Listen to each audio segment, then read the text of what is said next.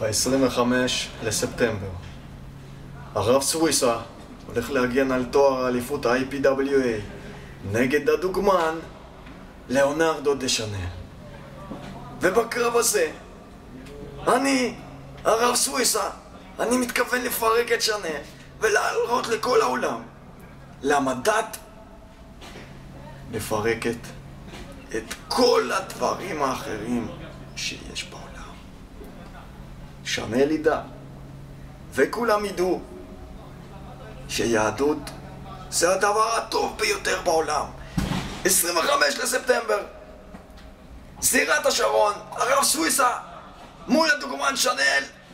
סוויסה מנצח, שומר על התואר, שנל מחוסל. כי בכוח הזרוע אני אנצח. ואמרו אמן.